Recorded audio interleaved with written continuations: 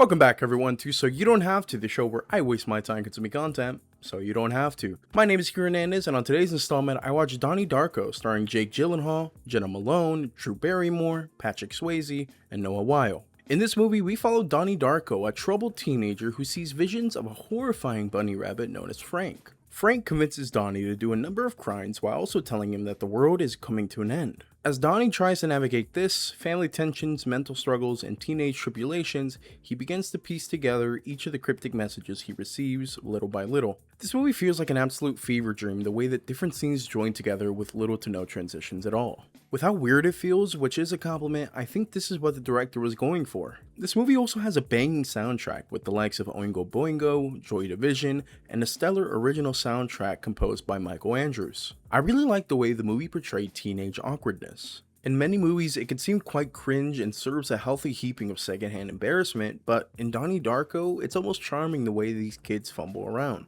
I also just enjoy the aesthetic of the film. 90s and early 2000s movies have a very certain grain to them that feels very nostalgic to me. It's a very cozy feeling. This movie is a genuine mind bender that has you questioning everything that you just saw. I had to sit and think for a while after it ended to form my own interpretation. I'm a researcher at heart, and I wanted to compare my vision of Donnie Darko to other viewers who had their own. This is where I learned that there's two different versions of the movie that spark heated debate amongst fans. You have the theatrical version and the director's cut.